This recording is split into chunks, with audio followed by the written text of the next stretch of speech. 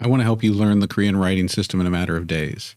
So what we're going to look at now is the 14 consonants. I talk about them each individually in another one of my videos. But so across the top there from left to right, you see the 14 consonants. And now what I'm going to show you there is the rough English pronunciations of each of those letters. This is not the standard transliteration system for how it's written. These are rather the ways that I've found it is best to write it so that English speakers best understand how to pronounce each of those letters.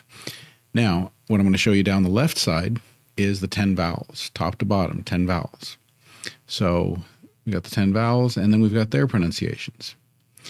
So what I want to do from this point here is just run through them with you real quick.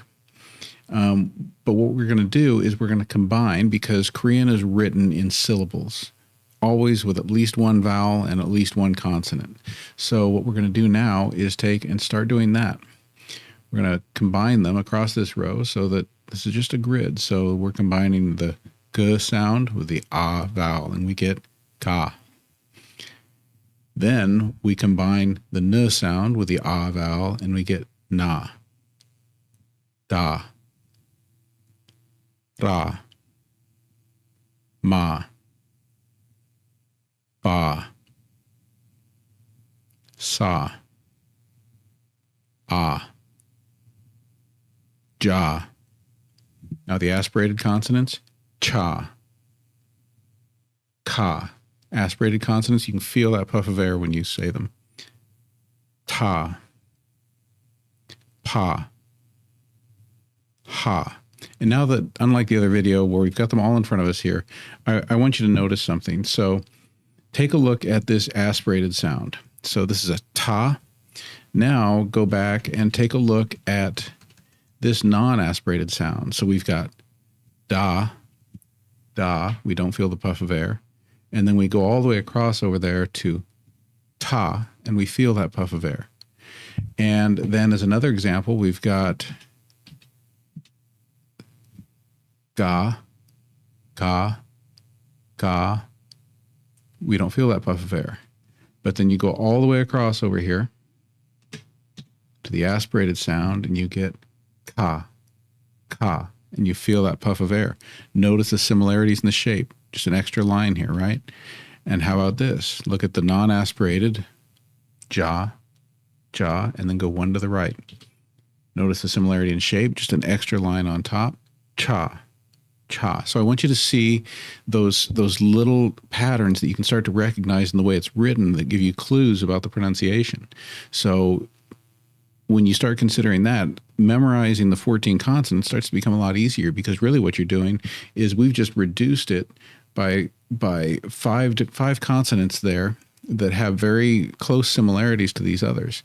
So even, like I didn't mention it, when you look at ta there compared to da, da back here, the ta is like the same shape but with a line on top of it.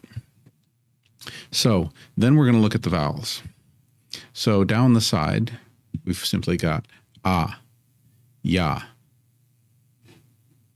Let me get my pointer there. A, ya, o, yo, o, yo. I want you to notice those differences between the soft o, and the hard o, u, you, e. Now, what's the pattern you see in these vowels? What is the pattern you see? A, ya, o, yo, u, you.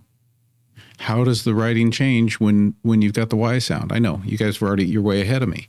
You're seeing that it's just got that extra short line on it, and that's telling us that it's got the Y sound in front.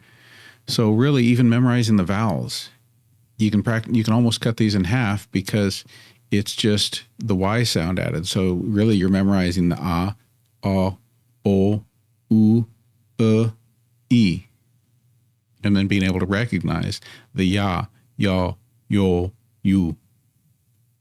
Okay, so The chart we're looking at here is based on a chart which I'm going to work on providing you a link to a PDF of this chart, because what this chart's meant to be is a practice for writing digraphs or two-letter syllables, and a practice for pronouncing, because once you start getting these written across here, then you can just start going rapid fire. Ga, na, da, da, ma, ba, sa, a, ja, cha, ka, ta, pa, ha. Or ga, gya, go, gyo, go, gyo, gu, gyu, g, gi. Na, nya, nyo, nyo, no, nyo, nu, nyu, n, ni. Da, dia, do, dio, du, di.